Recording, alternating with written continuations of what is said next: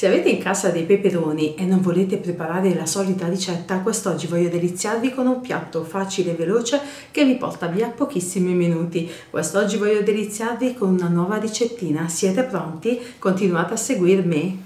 Come prima cosa lascio arrostire i peperoni in forno a 200 gradi per almeno 25 minuti, rigiro a metà cottura. Se non volete accendere il forno potete utilizzare tranquillamente la friggitrice ad aria.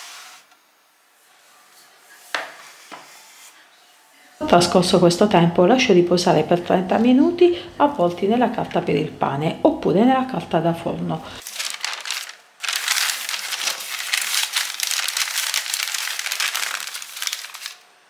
Nel frattempo preparo la panatura con 70 g di pan grattato, 20 g di formaggio grattugiato, capperi dissalati a sentimento, aggiungo 2 pomodorini secchi,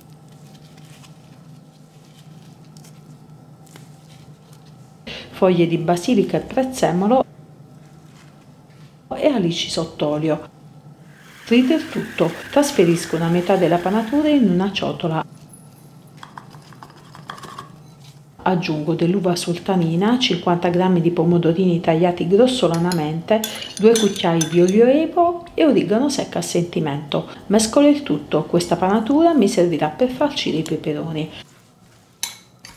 Trasferisco l'altra metà della panatura in un piatto piano e ora spelli i peperoni, rimuovi i semini e i filamenti, dividi in più parti.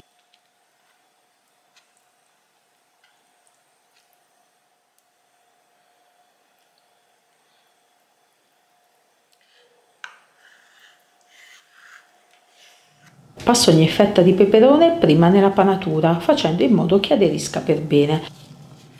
Farcisco con la panatura arricchita con i pomodorini, arrotolo e trasferisco in una teglia da forno unta con un pochino di olio evo.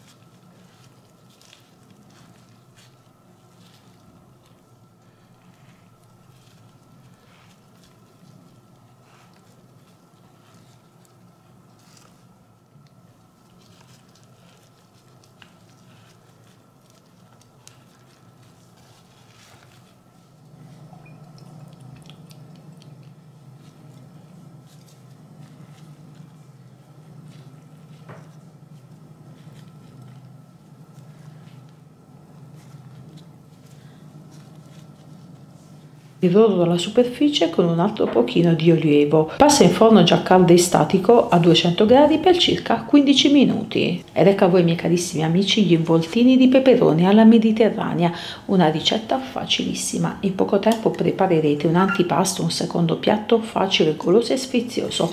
Li avete mai provati? Allora cosa aspettate?